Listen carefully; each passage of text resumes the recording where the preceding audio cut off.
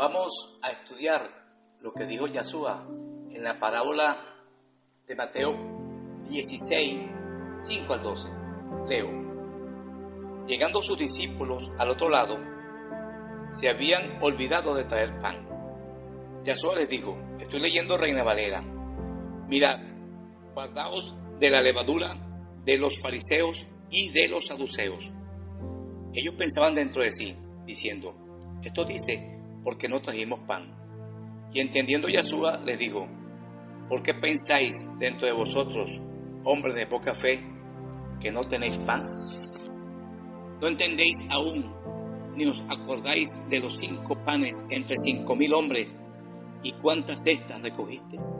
Ni de los 7 panes entre 4,000, y cuántas canastas recogisteis? ¿Cómo es que no entendéis que no fue por el pan que os dije que os guardaseis de la levadura de los fariseos y de los saduceos? Entonces entendieron que no les había hablado que se guardasen de la levadura del pan, sino de la doctrina de los fariseos y de los saduceos. Como dice el texto, la levadura de los fariseos y los saduceos es la doctrina. Está diciendo el Mesías que hay que cuidarse de esas doctrinas. Para cuidarse de esas doctrinas, debemos saber en qué consiste sus doctrinas. Hay que recordar que los saduceos no creen ni en ángeles, ni en espíritus, ni en resurrección. Lo podemos ver en el encuentro que tuvo Yeshua con los saduceos, donde ellos, convencidos de su doctrina, le hacen una pregunta donde estaban convencidos que estaban en lo cierto, en su propia opinión. Lo voy a leer. Está en Mateo 22, 23 al 33. Aquel día vinieron a él los saduceos, que dicen que no hay resurrección, y le preguntaron diciendo, Maestro, Moisés dijo, si alguno muriere sin hijos, su hermano se casará con su mujer y levantará descendencia a su hermano.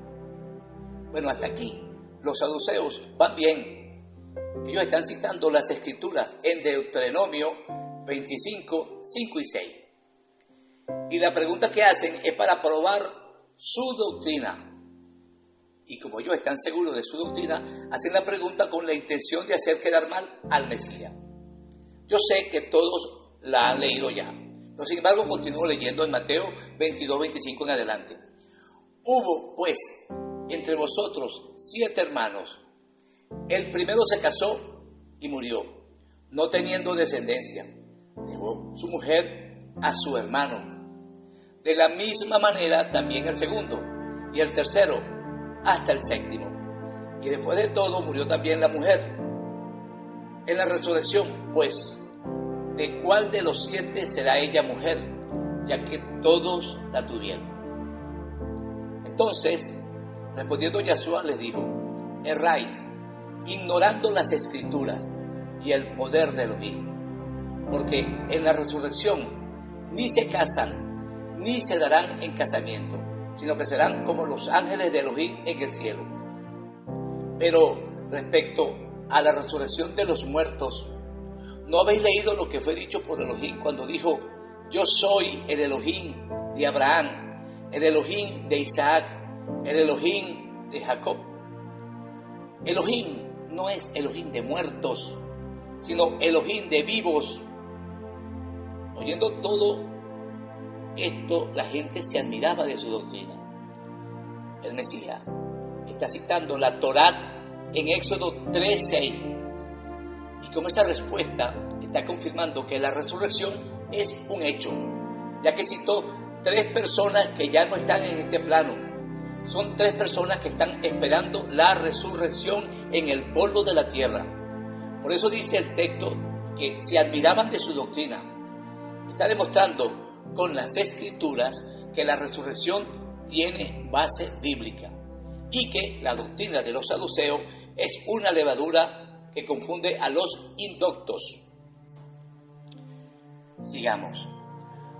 Ahora veamos parte de la levadura de los judíos de la época del Mesías, que por cierto, en esta época persiste esta doctrina. Juan 9, 1 hasta el 12. Al pasar Yeshua, vio a un hombre ciego de nacimiento y le preguntaron sus discípulos, diciendo: Rabí, ¿quién pecó, este o sus padres, para que haya nacido ciego? Respondiendo Yeshua, dijo: no es que pecó este ni sus padres, sino para que las obras de Elohim se manifiesten en él. Como podemos ver, los discípulos estaban engañados con la doctrina de los judíos. La aclaratoria de Yeshua es porque los judíos, al igual que hoy muchos judíos, creen en esa doctrina. Y los discípulos también la creían. ¿Cuál doctrina? Si ustedes leen con cuidado, se van a dar cuenta cuál es la doctrina. La doctrina es la reencarnación. En la pregunta que hacen, ¿quién pecó este? Y yo pregunto, ¿cuándo pecó? Si nació ciego. Entonces la sugerencia es en alguna encarnación. Y eso es lo que dice el texto entre líneas. Y el Mesías lo aclara. Claro, él sabe que el ser humano muere una vez y después el juicio, como dice Hebreo 9:27. Venimos para hacer contacto con Elohim y nacer de nuevo. Voy a citar la doctrina de algunos judíos modernos con la misma levadura. Están engañando a muchos creyentes, sobre todo a los que han entrado en las raíces hebreas, ya que usan como referencia los estudios de los judíos. Pero hay que tener mucho cuidado. Por supuesto, no son todos los judíos, porque esa levadura contamina y las palabras de Yeshua están vigentes. Otra levadura es cuando oran, dicen que su oración es por los méritos de, y nombran a algún patriarca, que creen que ese patriarca tiene méritos. Claro, esos judíos que hacen esa oración no creen en Yeshua, que sí tiene méritos, y es el único digno, según Apocalipsis 5:2. Claro, nosotros no podemos hablar con ellos y nombrarle Apocalipsis, porque ellos no creen en Apocalipsis, donde se pregunta quién es digno de abrir el libro y desatar sus sellos. Y dice el texto que ninguno, ni en el cielo, ni en la tierra. Y dice que Juan lloraba mucho, pero una voz lo consoló y le dice que no llore, el león de la tribu de Judá ha vencido y es digno de abrir y quitar los sellos. En la parashá de esta semana, la número 45, de hoy 29 del almanaque gregoriano, 29 de julio del almanaque gregoriano y 11 del almanaque hebreo, hay una enseñanza acerca de los pasos de la oración.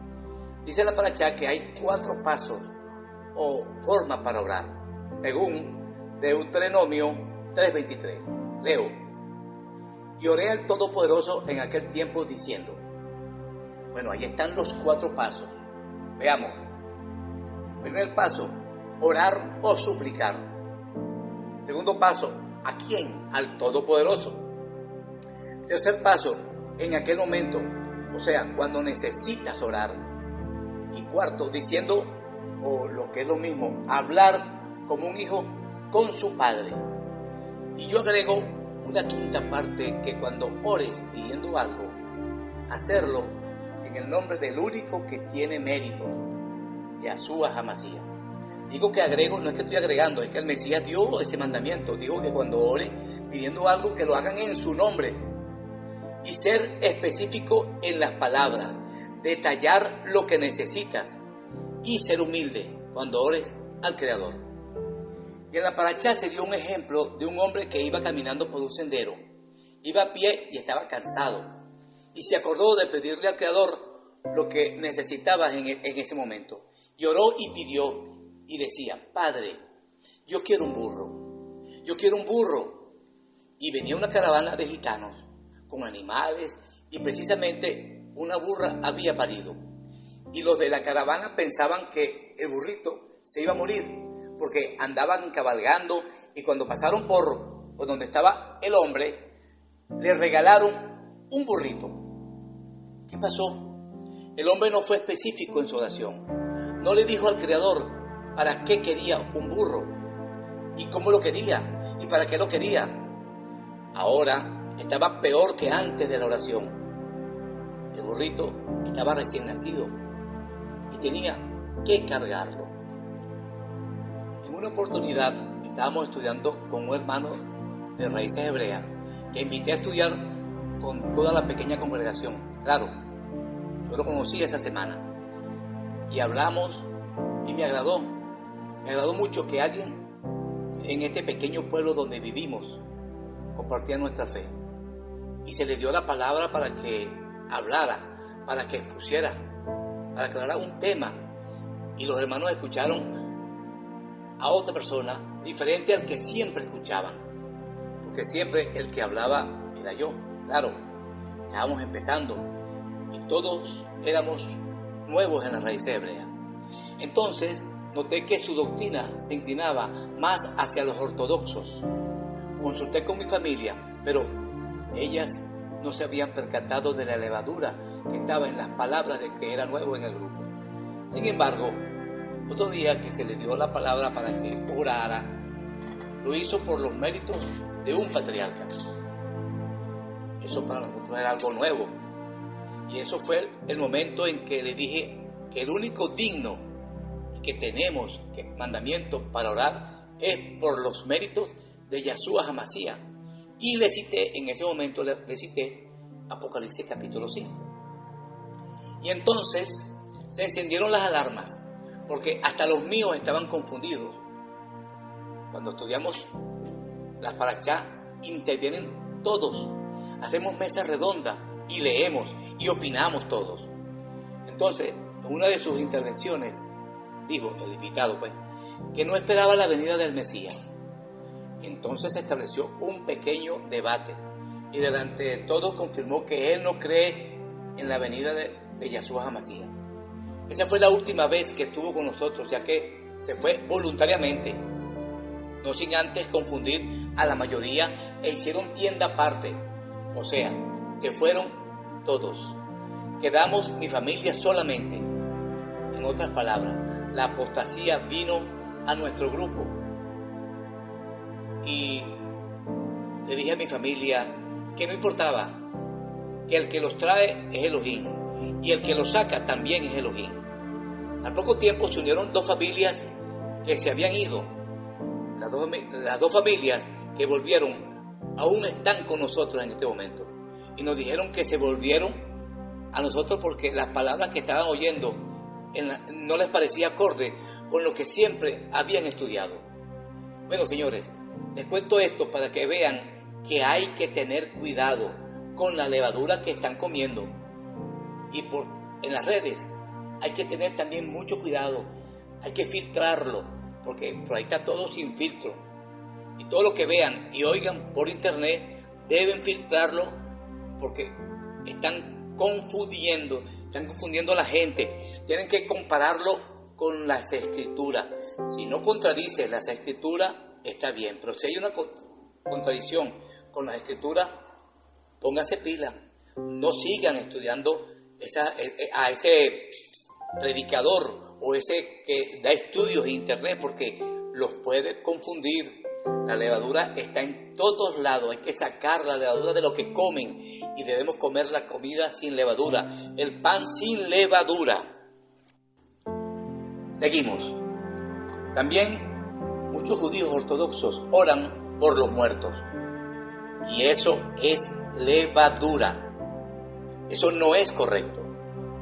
El muerto cuando se va, no hay oración que valga. Cada quien debe hacer contacto con Elohim por sí mismo. Eso está en la enseñanza de la parábola del rico y Lázaro. Esa parábola dice que a Moisés y los profetas tienen, óiganlo. A eso es lo que tienen que escuchar, o sea, la Torá y los profetas. En otras palabras, las escrituras.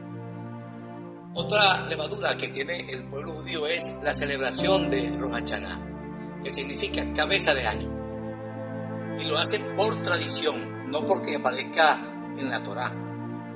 En el año 2012 cuando yo estaba empezando en los estudios de la Torá, buscaba estudios e información de las raíces hebreas, a personas que también estaban como yo, empezando. Y cuando yo veo que los de raíces hebreas celebraban Rosh Hashanah, me confundí. Y le pregunté al líder de ese grupo que estaba dando los estudios, que lo daba por YouTube, como se dan todos los estudios, en la ciudad de Bogotá, Colombia, que me explicara por qué ellos celebraban 2 años nuevos. O sea que la Torá dice que Año Nuevo es el 1 de Abib, según Éxodo 12, 1 y 2. Es el primer mes del año. Y además, el año tiene 12 meses.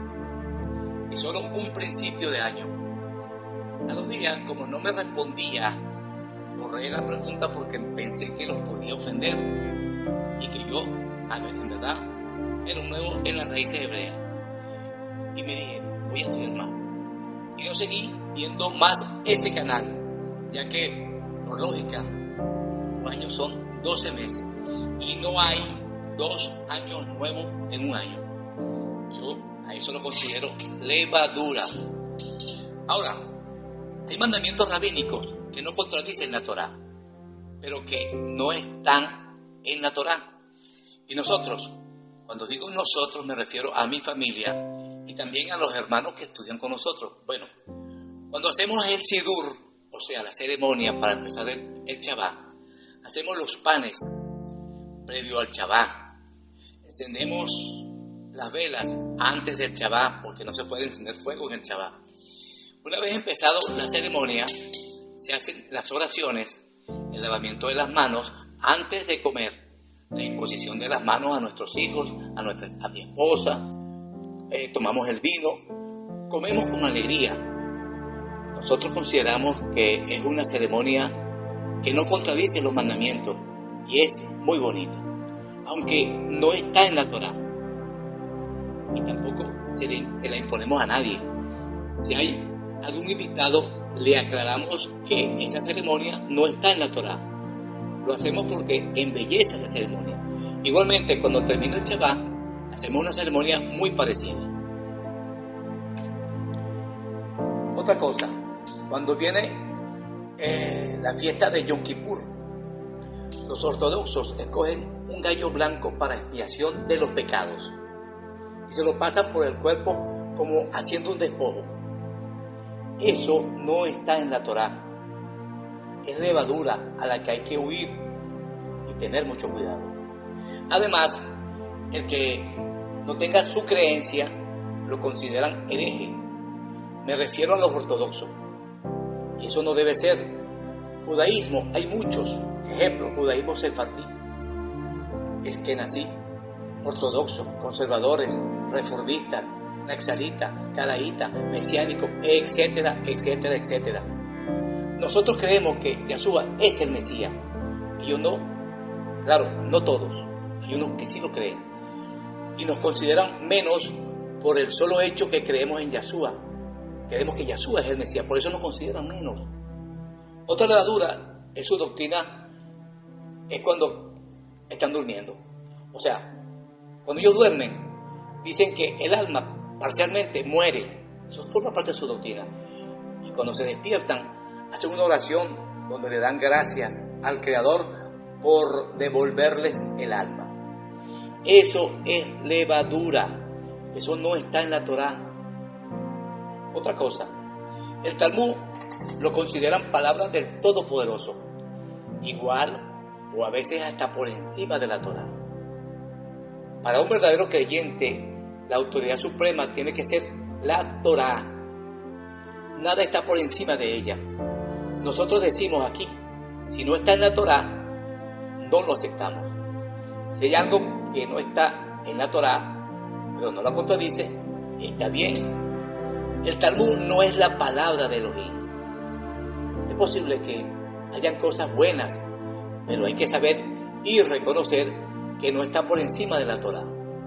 Ahora bien, cuando el pueblo judío fue llevado cautivo a Babilonia, le cambiaron el nombre a los meses y le dieron nombres paganos.